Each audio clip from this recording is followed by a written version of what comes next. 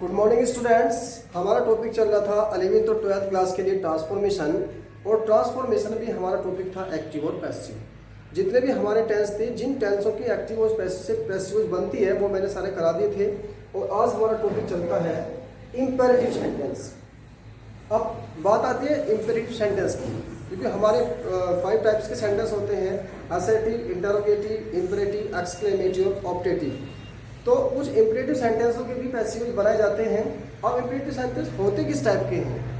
तो imperative sentence में जैसे request, order, advice, ask, commanded, ये सारी चीज़ें जो आती हैं वो इम्पेरेटिव सेंटेंस के अंतर्गत आती हैं।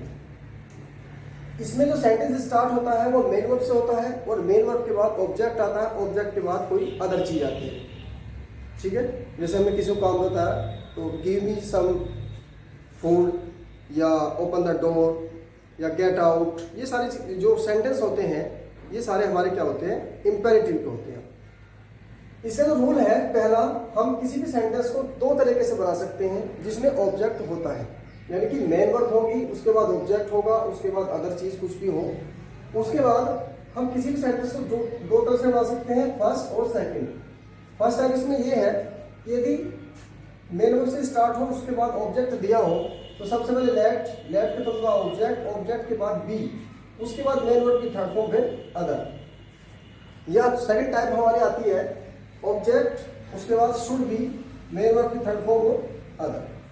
जैसे हम एक एग्जाम्पल लेते हैं, ओपन द डोर। इसमें ये मेन वर्ब है और ये हमारा ऑब्जेक्ट है। अब हमें पहले रूल से बनाना लेट से, तो let the door be, verb की थर्ड फॉर्म ओपन। और हम इसे शुड से बनाना चाहेंगे तो the door should be open, right. Next आता है, यदि सेंटेंस निगेटिव है तो उसमें स्टार्टिंग में आपको डोंट लगा मिलेगा, उसके बाद मेन वर्ब, उसके बाद ऑब्जेक्ट। और इसे हम 2 रूप से बना सकते हैं। लेट से स्टार्ट करेंगे, let object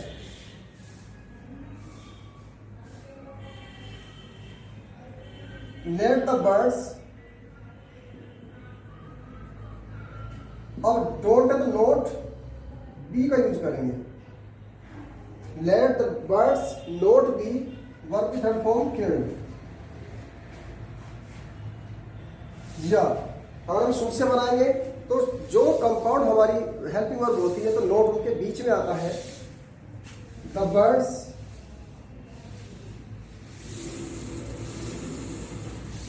should note be killed, should not be killed. तीसरा रूल हमारा आता है कि सेंटेंस के स्टार्टिंग में आपके नेवर दिया हो, तो जहां आप अगर किसी सेंटेंस में नेवर दिया हो तो जहां आप नोट लगाते हैं वो नेवर का यूज कर दोगे। तो लेट पेप्सी नेवर ड्रंक, और शुड से बनाएंगे पेप्सी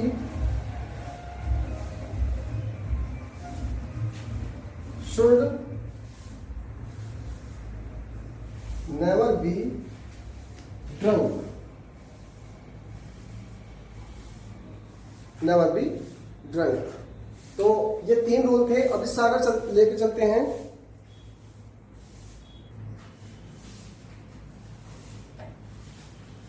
नेक्स्ट रूल आता है आपका, यदि सेंटेंस में प्लीज और काइंडली दिए हो, दोनों ही रिक्वेस्ट के वर्ड होते हैं, यानी कि किसी से हम कुछ मांगते हैं तो वहाँ प्लीज कहते हैं।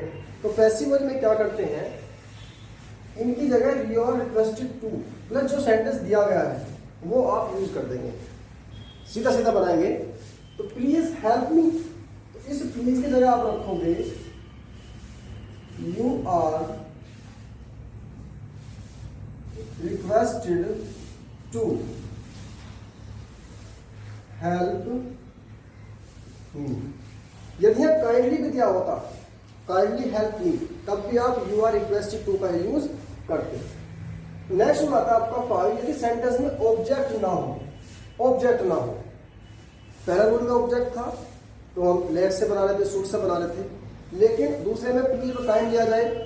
और जो नेक्स्ट आपका आता है ऑब्जेक्ट ना हो, और जब किसी सेंटेंस में ऑब्जेक्ट नहीं होता तो उसका पैसिव नहीं बनाते, क्योंकि पैसिव तो ऑब्जेक्ट से बनता है। लेकिन यह रूल इंपरेटिव सेंटेंस के लिए रूल दिया है, आप सेंस के अकॉर्डिंग या तो ऑर्डर यूज करोगे या एडवाइस यूज करोगे। सेंस के वो आप सेंटेंस में देखोगे कि इसमें सेंस क्या है। जैसे सिट डाउन, अब यहाँ 2 सेंस लगती है, आप किसी को सलाह भी दे सकते हो भाई बैठ जाइए, या किसी को ऑर्डर भी दे सकते हो सिट डाउन बैठो, राइट। तो you are ordered to sit down. Next rule लेके चलते हैं। नेक्स्ट रूल आपका आता है लेट अस वाले सेंटेंस, यानी कि लेट वाले सेंटेंस। लेट के बाद हमेशा ऑब्जेक्ट आता है, उसमें कुछ भी हो सकता है, जैसे let me, let you, let them, let him, let her और लेट अस। इसमें 2 रूल आपके होंगे। एक रूल तो इन जो ऑब्जेक्ट ये आएंगे वो होगा, और एक रूल जब अस आपका आएगा वो होगा, राइट।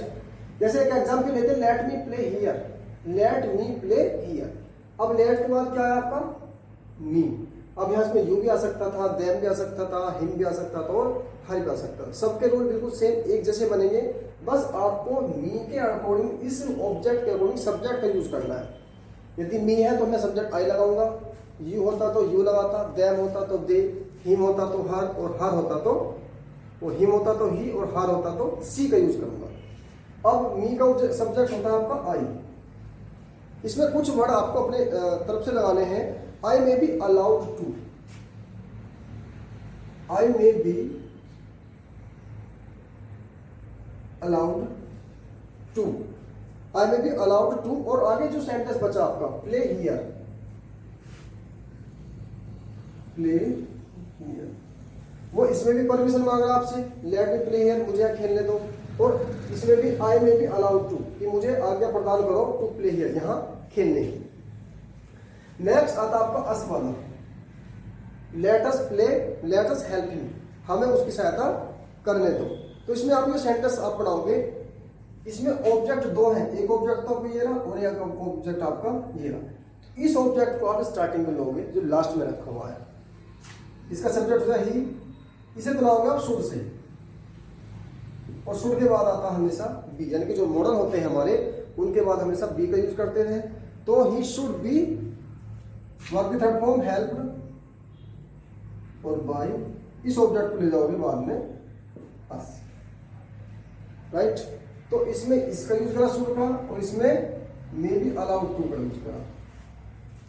अब आता है कि यदि लेट अस के बाद दूसरा ऑब्जेक्ट ना हो, इसमें 2 ऑब्जेक्ट थे तो इस तरह से बन गया। यदि दूसरा ऑब्जेक्ट नहीं होता, केवल एक ऑब्जेक्ट है बस, तो उसमें सेंटेंस में थोड़ा सा अपने पास से लिखना पड़ेगा। It is suggested, it is suggested, यह सुझाव दिया जाता है, इट इज सजेस्टेड दैट। अब यहां से स्टार्ट करेंगे, अस का हो जाता है सब्जेक्ट वी, वी, और अस वाले सेंटेंस में क्या लगाते हैं वो शुड, और स्टे